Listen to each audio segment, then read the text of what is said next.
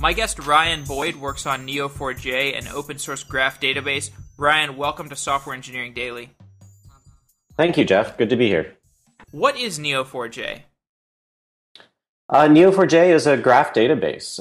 It's basically allowing you to store your data and query your data in the form of a graph. So you have nodes and edges, and it's just a much more natural and intuitive way to store and query your data. What problem does Neo4j solve? Neo4j solves a couple problems. I'd say, I group these into two primary categories. One is it solves the problem of queries getting a lot more complex of your data. So, a lot of people refer to a database, they mean a relational database. They mean a database that stores their data in columns and rows. And this isn't really just a natural way to store your data. You think about the world more in the form of objects and the relationships between those objects rather than in columns and rows. We sought out to make a more intuitive model for storing and querying your data. And we also sought to find a way to make it a lot more performant to query some types of data. So, for a lot of the common use cases for Neo4j, such as fraud detection or recommendations or logistics and routing, those types of use cases are not very performant to run in a relational database. And because of the way that we store and query your data, it's much more performant to do it in Neo4j. So we're really sort of an antibiotic for some use cases that enable those use cases to be solved in real time instead of batch processes as they're solved today. We'll get into the implementation of those use cases, but still from a high level, you have said that the whiteboard model is the physical model. What does that phrase mean? Sure. So, basically what this means is that we're eliminating a layer of translation between the business folks and the developers who are writing the code. When you go up and you think about a business problem that you have, you're not putting on a whiteboard columns and rows and then, mapping tables between two separate other tables. That's not how you're thinking about it as a business person. You're thinking about it really as the objects in your business, whether they be people or customers or whether they be banks or entities. Like, you're thinking about those in terms of objects, and you're thinking about how those objects relate to other objects, and you're writing that up on the whiteboard as if you're designing your data. Typically you're writing it as, hey, we have this customer, and this customer orders this product, and this product is supplied by this supplier. And you're thinking about it in those terms. And we really wanted to eliminate that translation between, what you're writing up on the whiteboard and what the developers are implementing. So it basically becomes the whiteboard model is kind of the code model, and then it becomes the physical model because that's how we store the data on disk as well.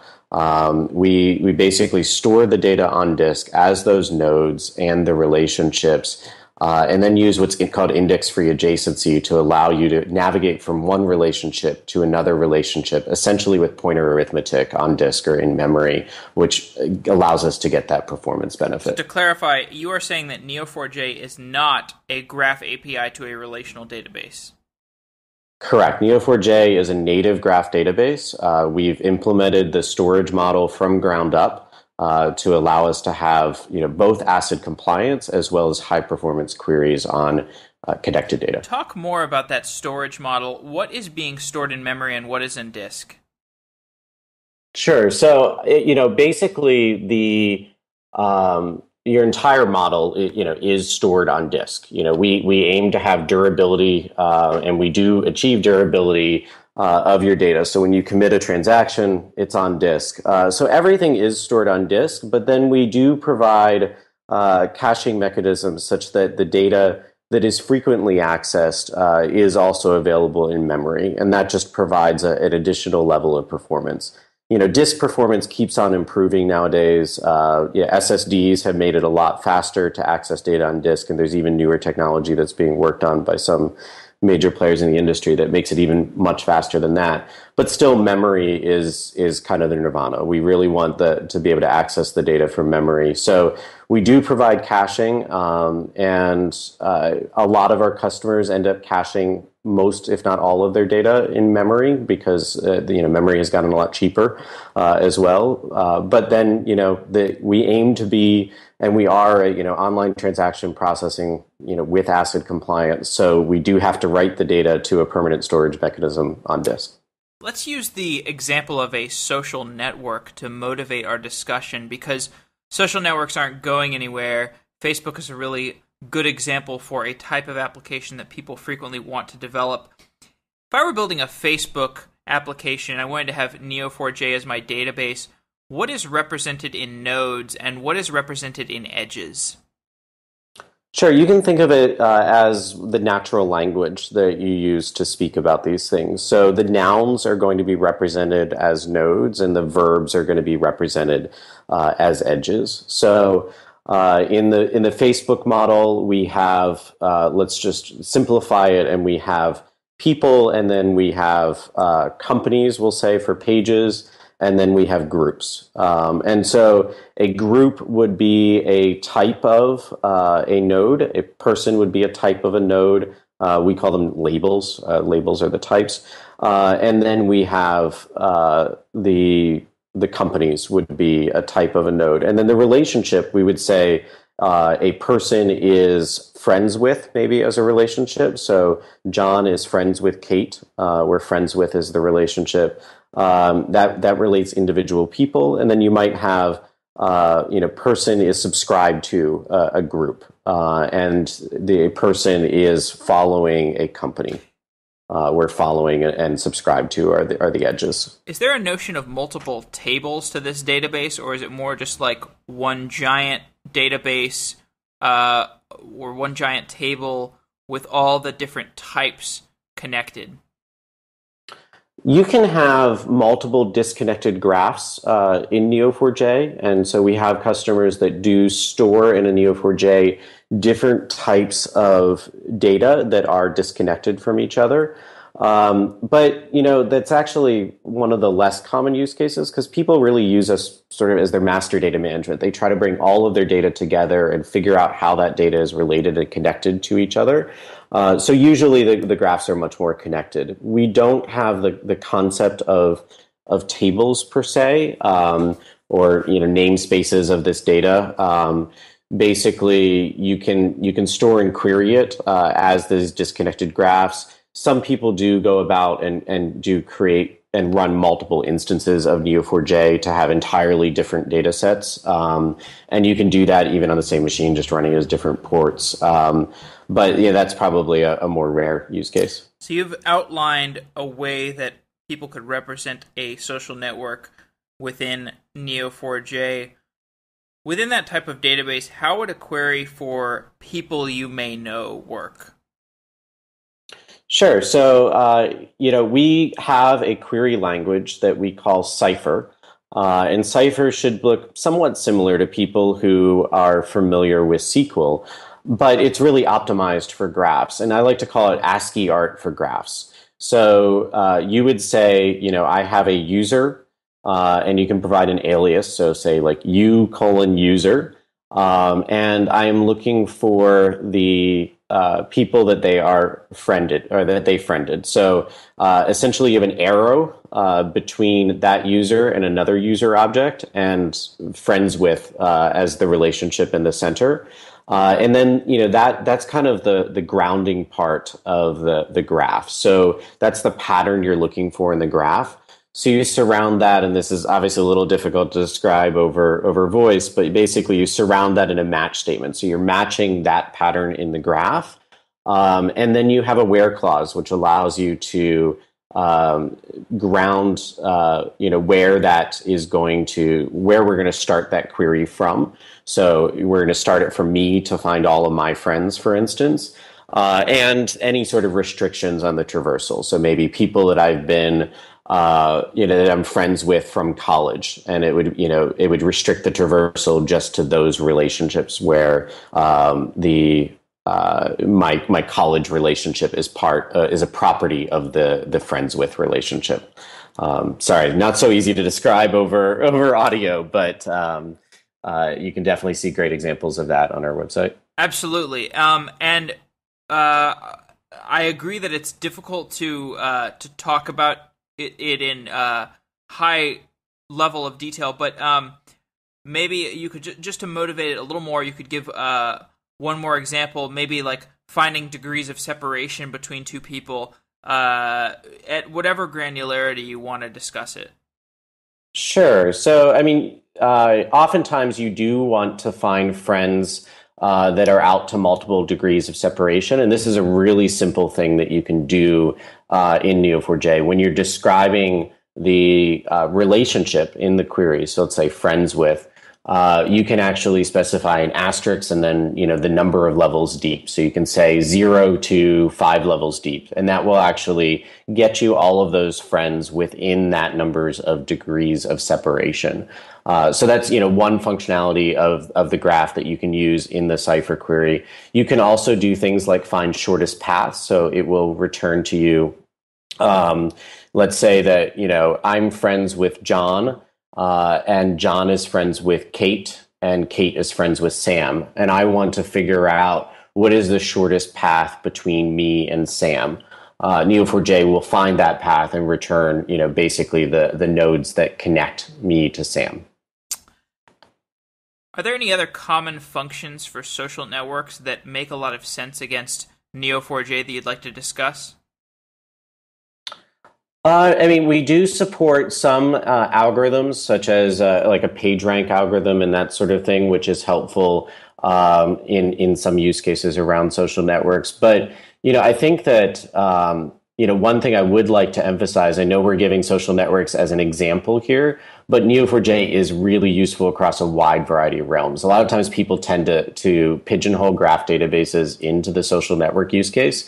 And social networks, I agree, are important. People are developing social networks every day. They're especially even important in enterprises. But we are very useful in things like routing of packages, for instance. One of the largest national carriers of postal mail actually uses Neo4j to decide how to route the package between the different postal centers and things like that. So, I think we do focus on the graph database side. There are other technologies, which we call graph compute, that do focus more on kind of the analytics side.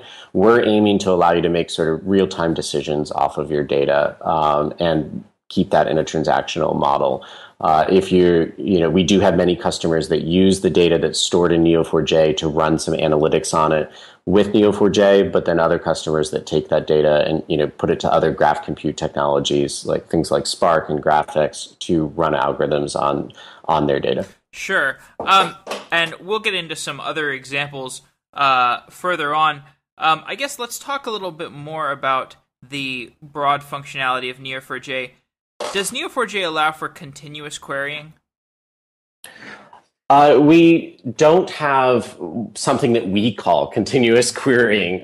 So basically, if continuous querying is defined as you update your data in the database, having queries automatically performed and the result sets kind of automatically updated with the updates that you've made. We do have transaction event handlers that you can hook into in Neo4j, and you can extend Neo4j so that anytime a commit happens, you can examine that commit to say, hey, did it affect the results of this query, or did it affect certain types of nodes, or these types of nodes were they modified, or these types of relationships were they modified, and then automatically rerun a result. But it's not sort of built-in functionality in Neo4j. How does Neo4j affect the full stack architecture? Do you see customers typically augmenting their pre-existing architecture with Neo4j, or do you see them building their architecture from the ground up around Neo4j? We see both. So there's There are super innovative customers that look at, prior to building their application, what is the best database to use for the type of data that they have and the problem that they're solving. And they look at it and they say, hey, Neo4j is what I want to use for building my entire application. And then we have other customers, perhaps in more conservative enterprise environments that look at Neo4j and say, well, we want to incorporate this in our overall enterprise architecture, and we're going to use this along with a set of other databases to solve our needs. And more, they start generally with one specific use case, one specific application, but more and more we're seeing it then kind of permeate out through those enterprises that have adopted it for one application into a bunch of others. So in a polyglot system where there are multiple data stores, how are customers deciding which specific data stores they want to use a graph database for? So it's really where the connections are the most important part of the data, where the relationships are the most important part of the data. That's what they're using to decide, when to use Neo4j. And a simple way to do this is if your, existing architecture includes relational databases, and you end up performing a lot of joins on your relationship database, and your SQL queries get sort of longer and longer with lots of joins.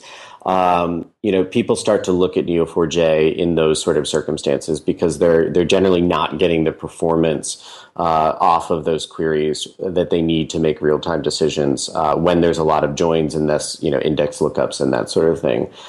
So that's the general decision. I mean, there's certainly other decisions that happen in the process beyond just performance.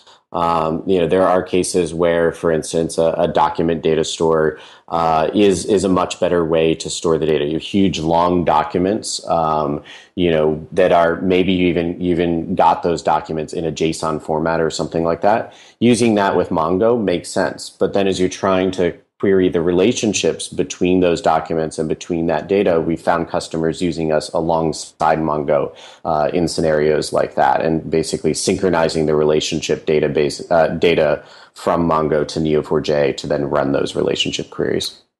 How does the structure of Neo4j make joins more efficient? Sure. So I mentioned earlier this concept called index-free adjacency. An index-free adjacency basically means that as you traverse the graph, you're not looking up in new indexes. So I referred to our Cypher queries for matching nodes and then restricting and kind of bounding the query on a where clause. Basically, what we do is look to find out where we should start executing the query. And that oftentimes does involve an index lookup on properties. So basically all the relationships as well as all the nodes can have properties on them that describe those relationships and nodes. And those properties can be indexed. So you do an index lookup to find kind of the starting point to execute the query. And that, the performance of that index lookup is not going to be much different than a single query on without any joins or anything like that on a relational database. But then where you get the real performance gains is as you traverse out the graph from there. It is really just doing sort of pointer arithmetic. It's basically saying our next node is 34 bytes away from this node. We're going to just hop 34 bytes and look at that node, and hop another 34 bytes and look at that node, rather than doing index lookups for each of those operations as you would have in a relational database. It's very interesting. Does a Neo4j user need to have an in-depth understanding of graph traversal algorithms? No. We do aim for Neo4j to be usable certainly by everyone that uses relational databases, but in most cases it's usable by people who maybe even find relational databases too complex. Because of the way that we structure the queries, they're just a lot more readable. As you have that sort of ASCII art for graphs, basically you're describing a pattern that is human readable. You're describing an object is linked to this other object via this relationship, and then you're saying what the properties of those objects or relationships have to be. So I'd like to think it's much more readable and more intuitive to create it. So the understanding of what actually happens underneath the covers is not necessary. It certainly is valuable at times when you're trying to get super optimized performance. You're trying to get your queries down to 10 milliseconds or 20 milliseconds or something like that. There's some value in understanding how the data is structured and stored. But most of our customers don't need to understand the overall how a graph works in order to understand how to work with Neo4j.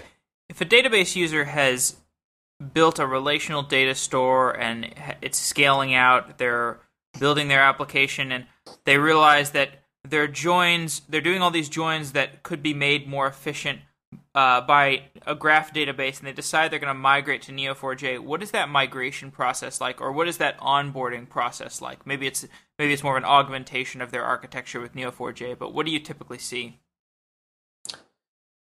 We see a lot of people that are kind of in this scenario. So some of our most popular content on the website and webinars and all is converting from relational databases to graph databases, or augmenting, as you say. The way that you do that is you first start and look at, say, what are the data that's accessed most recently, that is accessed in this relationship fashion, in doing a bunch of joins. And we allow you to take your data into Neo4j and import it really in the world's most basic data format of CSV files. And we even just released in Neo4j 2.2 a much more performant way of creating the graph from these CSV files sort of without the transactional overhead for your initial import, where you can do millions of nodes and relationships in seconds.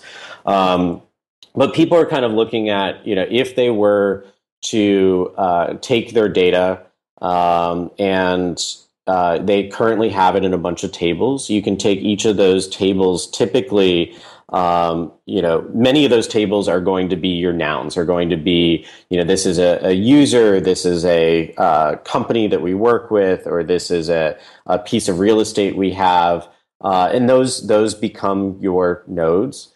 And then you look at sort of the join tables that are essentially doing foreign key mapping, and those foreign key mapping tables become your relationships. And so it's a pretty easy process to kind of look at your existing data and say, how would that map into a graph, based off of natural language structure? And then you kind of export the data out as CSV files and do sort of an initial proof of concept by loading that data into Neo4j and trying out some queries, trying out those queries that took a lot of joins and were complex to read, and trying those out in Neo4j. So that's kind of how people start off. And then some people do end up doing sort of a full migration, and other people end up doing a synchronization process to take the relationship heavy query data and put it into Neo4j in addition to their relational database. How are people building systems with Hadoop and Neo4j? That's a good question. Hadoop is really meant for massive data storage. You can and data storage and analytics, I should say. You can put tons of data there, and you can run these MapReduce jobs on your data. But the MapReduce jobs are typically, have performance characteristics of a batch job. So people are looking at that and saying, what are the processes that we're running on Hadoop that are these batch jobs, and which of those would be valuable for our business or organization to have in a real-time way?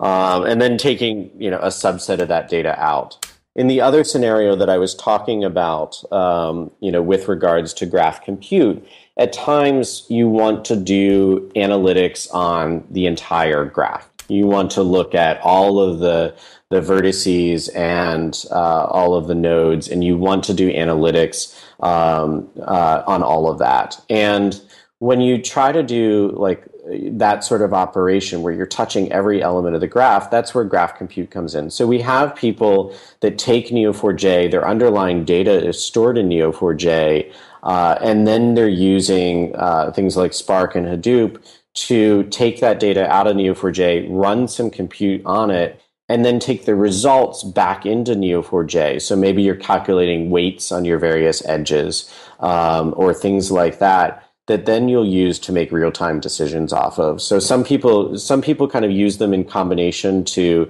run analytics on the entire graph, whereas Neo4j is optimized for when you're kind of starting from one point of the graph and your queries are touching a subset of the graph in order to really give you that real-time performance. And what about the Hadoop ecosystem tools that people are using with Neo4j, like Pig and Hive or HBase? How are those being used? So, I mean, the Pig and Hive and that sort of thing is often used on the analytics front. So, I don't see much overlap with Neo4j directly on those tools. Okay. That's more, would be overlap with kind of what people would do with graph compute and use, graph algorithms instead of like SQL queries running on Hadoop. Sure. Yeah, I guess what motivated that question is I saw a slide share about Hadoop and graph databases as applied to bioanalytics. And I'll put that in the show notes. But it explored genetic sequence analysis, biological evolution, and cancer mutations. So how are you seeing people use Neo4j for bioanalytics? We're actually seeing quite a bit of that. In our Graph Connect conference, which is next month in October in San Francisco, we actually have folks from Monsanto speaking about how they used Neo4j to kind of map the genes of food and basically, figure out what the path is of those genes. And I don't know all the details there, but we're seeing it quite a bit in that sort of realm where you're trying to see what are the properties, amongst these different gene mutations that are happening. And we also, see it a lot in healthcare as well, which, related to the bio field. We have folks that are using it for healthcare for diagnosis, as well as I met some folks from UCSF that are using it to understand how they're doing analytics on CAT scans. And so they're running algorithms on CAT scans, and they want to understand when a diagnosis happens, how did that diagnosis get computed? What were the various algorithms that were applied in the chain of operations in order to lead to that diagnosis? So healthcare and the bio field are both areas that Neo4j is used in regularly. What are the cap trade-offs that Neo4j makes? I would say basically the biggest cap trade-off here is availability. And I should kind of preface that with a little bit here is that Neo4j is available in two different editions. So we have our community edition, which is open source and free to use by everyone. And then we have our enterprise edition, which is also open source, but is available for enterprise licensing. And the enterprise version does provide a cluster approach to running your graph database. It's a cluster for the purpose of high availability. So what we do there is we have a single master, and then we have slaves. And if the master goes down, then there's a master reelection process amongst those slaves to figure out who will be the next master. And part of that is that if we do end up not having a majority of the nodes available, then we will trade off availability in that scenario versus basically we don't want to make any of your data corrupt. We don't want to have the scenario where you have in a network partition scenario where you have two instances of the cluster that are running and accepting write transactions. We never allow for that. And so in that way, we trade off availability to prevent that from happening. We really, like I said earlier on the ACID compliance set, when you're running on a single node, this is actually really important for us. So, some folks are saying nowadays that base is good enough. We don't find base to be good enough for our customers that are in the finance industry or oil and gas or healthcare. They want their database to be available, and they want to ensure that their transactions are written. And so that's probably the trade-off that we make in CAP. That's interesting. So for your leader election process in the Enterprise edition of Neo4j, did you build your own leader election distributed coordination system, or do you use something like ZooKeeper? We built our own. This is actually a big focus of our business, is making sure that the high availability is highly available, and making sure that the data is consistent. So that's why our customers rely upon us, as opposed to some other graph databases out there that are built on top of other systems which don't have those properties. What is it about your distributed coordination system that has an advantage over using something like ZooKeeper? I don't know. I'm very curious about this topic. Sure, I'm actually not that familiar with ZooKeeper. So that's going to be a hard answer for me to give you there. Better question maybe. What are the advantages you get from building your own distributed coordination system? I mean, I think it really comes down to having control over how everything works, right?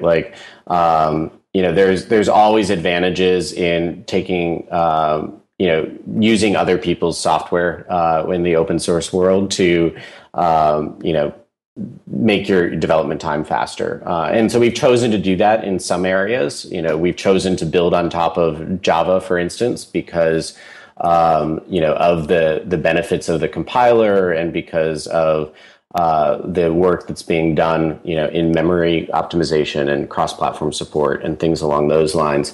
But in the case of, architecting our HA mechanism, we've chosen, after obviously evaluating the technology out there, we've chosen to write our own. Do you know if it's a Paxos-like system or a Raft system?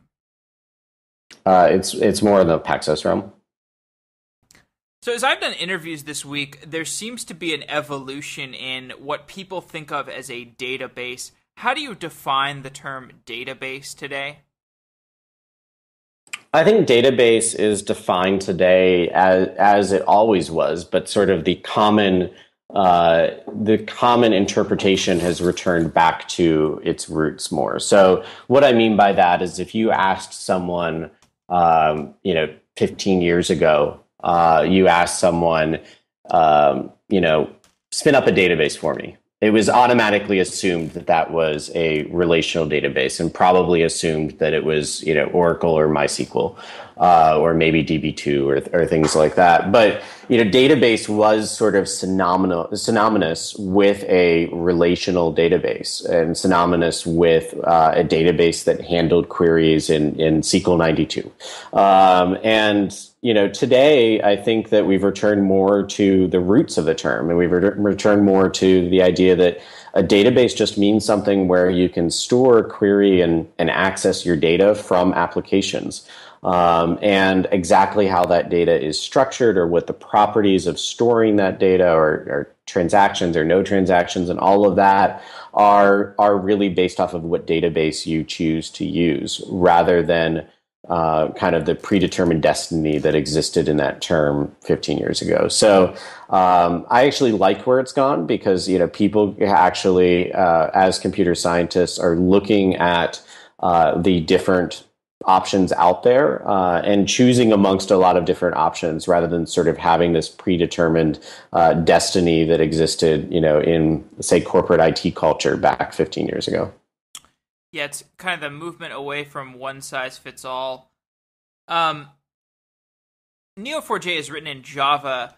I've had some conversations with different database creators over the past week, And there's an interesting set of trade-offs when you decide to write a database in a garbage collected language versus a non-garbage collected language. Maybe you could talk some about the development of Neo4j in Java, and if you have any insights on the garbage collection trade-offs, that would be an interesting point to touch on. I mean, I think garbage collection is one of those things in Java that, the developers of Java itself have improved a lot over the years, have written different garbage collectors over the years that have dramatically improved how garbage collection works and eliminating or lessening pauses and that sort of thing. With Neo4j, we've kind of, this is one of those areas where we have decided to kind of take advantage of and build upon what other folks have written. So, Java allows our development team to be productive. It allows the, enterprises that adopt Neo4j to use a technology that they're familiar with, that they have staff that, can use Java already. And, it's just sort of decades of experience that went into the programming language, including things like memory management and cross-platform support and such.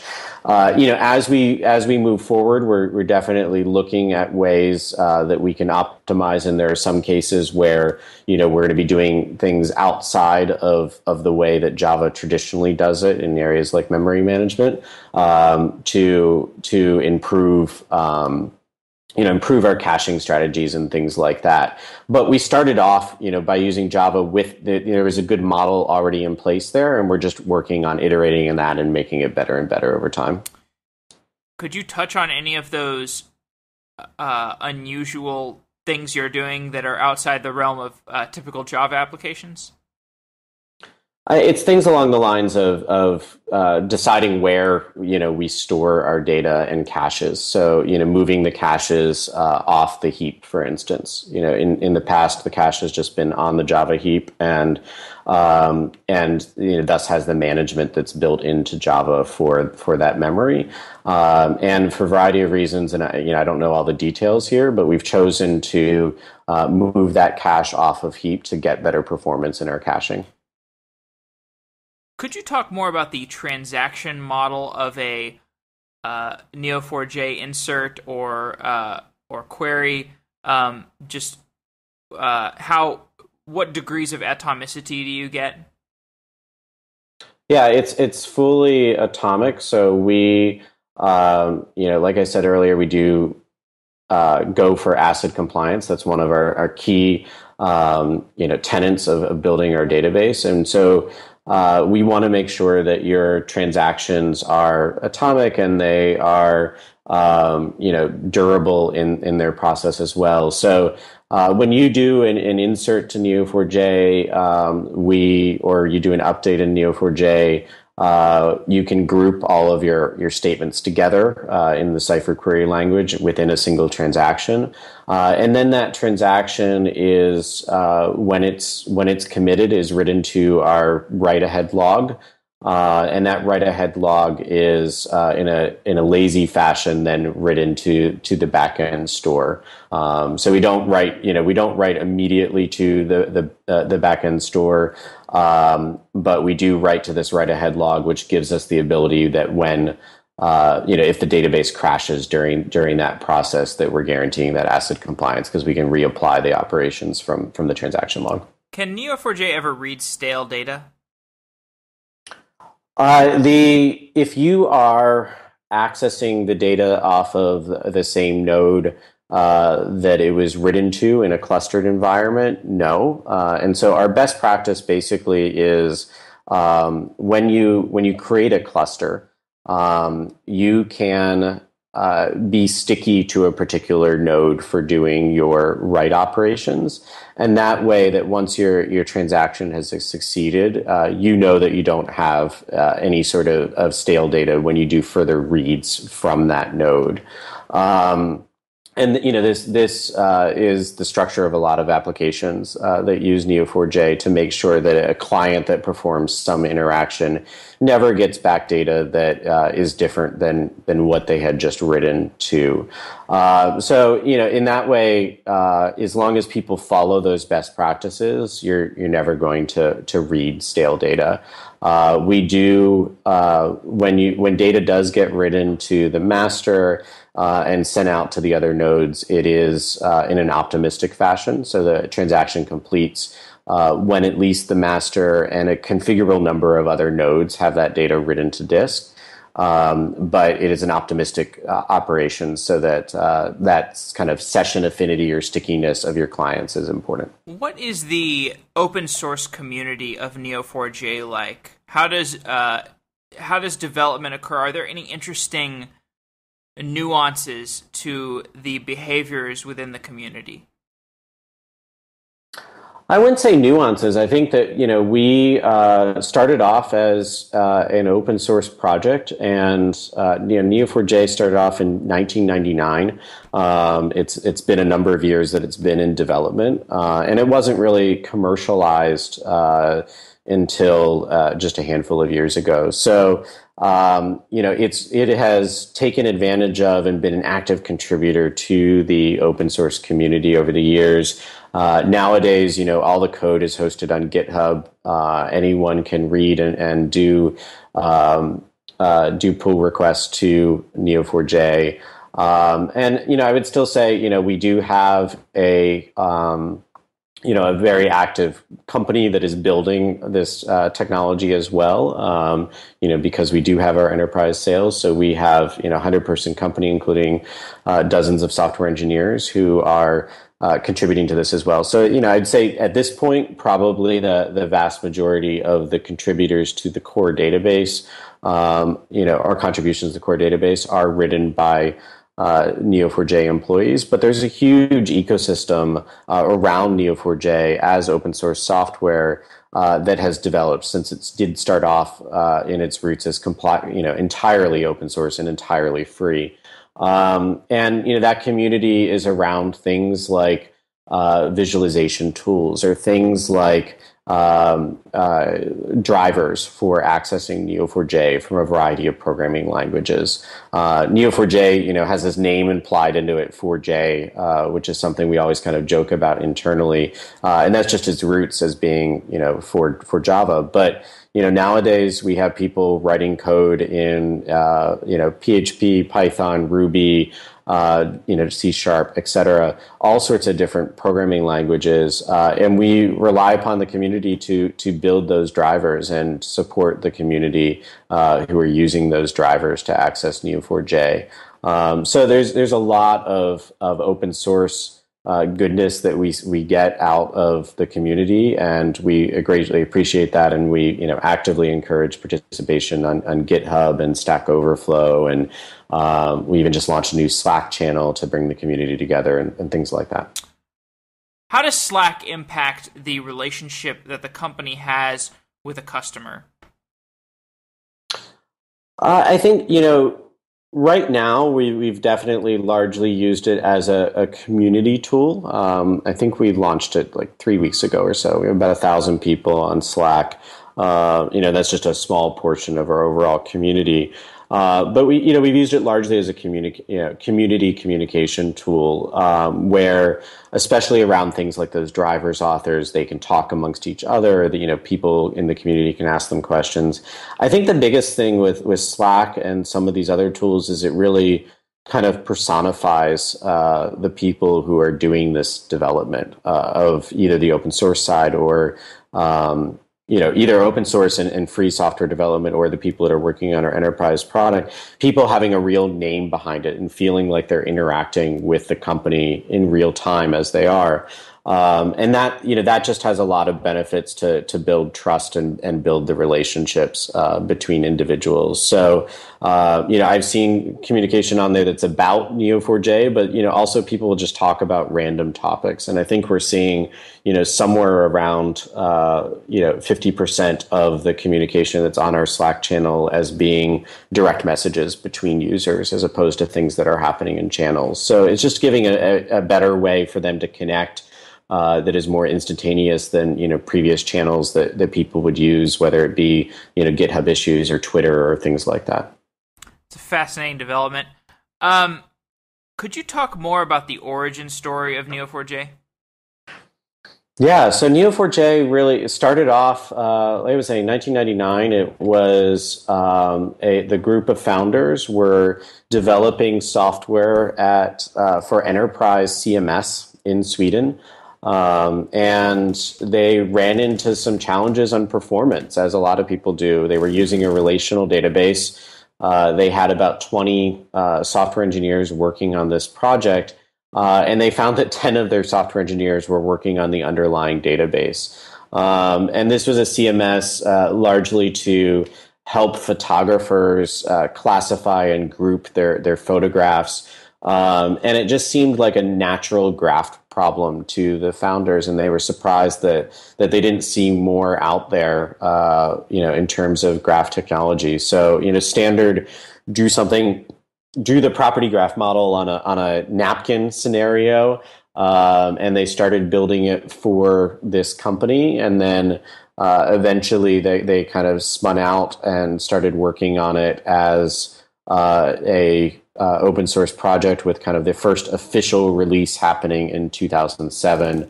And then eventually they moved from Sweden to the Valley, and got VC funding and such, and now have a full-fledged enterprise business based on this.